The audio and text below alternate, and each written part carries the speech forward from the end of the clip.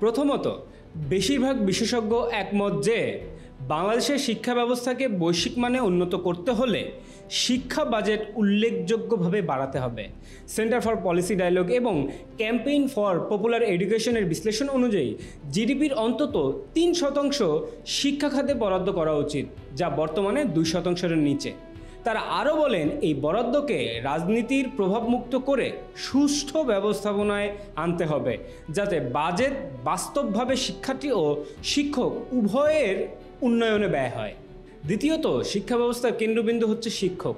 তাই বিশেষজ্ঞরা মনে করেন টেকসই উন্নয়নের জন্য শিক্ষক নীতি পুনর্গঠন অপরিহার্য। তাদের প্রস্তাব অনুযায়ী শিক্ষকদের স্থায়ী চাকরি ও নিয়মিত স্কেল নিশ্চিত করা, পেনশন, উৎসব ও চিকিৎসা ভাতা বৃদ্ধি, প্রশিক্ষণ ও প্রমোশন কাঠামো আধুনিকায়ন করা এবং শিক্ষক পারফরমেন্স বেসড ইনসেন্টিভ চালু করা প্রয়োজন। এছাড়া দায়িত্ববোধমূলক মূল্যায়ন ব্যবস্থা প্রবর্তনের মাধ্যমে শিক্ষক শিক্ষার্থীর পারস্পরিক দায়বদ্ধতা বাড়ানোর আহ্বান জানানো হয়েছে। তৃতীয়ত, শিক্ষাবিদরা মনে করেন বর্তমান পাঠ্যক্রম অনেকাংশে তথ্য নির্ভর এবং পরীক্ষা ভিত্তিক।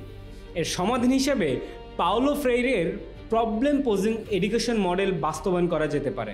তাদের প্রস্তাব, পাঠ্যক্রমে problem solving, project based learning ও রিয়েল লাইফ স্কিল অন্তর্ভুক্ত করা, পরীক্ষায় মুখস্থ নির্ভর পদ্ধতি বাদ দিয়ে বিশ্লেষণাত্মক ও সৃজনশীল প্রশ্ন বাড়ানো এবং ছাত্র শিক্ষক সম্পর্ককে দ্বিমুখী সংলাপে রূপান্তরিত করা।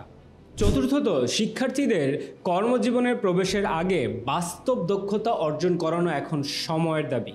বিশেষজ্ঞরা বলছেন, বিদ্যালয়, কারিগরি প্রতিষ্ঠান ও শিল্প খাতের মধ্যে ইন্টার্নশিপ, অ্যাপ্রেন্টিসশিপ এবং জয়েন্ট রিসার্চ প্রজেক্টের মতো সংযোগ বাড়াতে হবে। এর ফলে শিক্ষার্থীর দক্ষতা সরাসরি শ্রমবাজারের চাহিদার সঙ্গে মিলে যাবে এবং পড়াশোনা শেষে বেকার হওয়ার প্রবণতা কমে যাবে। পঞ্চমত, শিক্ষার মানোন্নয়নের অন্যতম শর্ত হল নিরাপদ ও উপযুক্ত শিক্ষা পরিবেশ।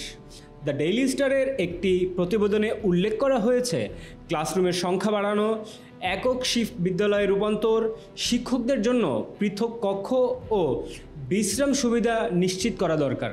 এছাড়া ডিজিটাল শিক্ষার সুযোগ বাড়াতে ই লার্নিং অবকাঠামো ও ফ্রি শিক্ষা সামগ্রী সরবরাহের প্রস্তাব দেওয়া হয়েছে।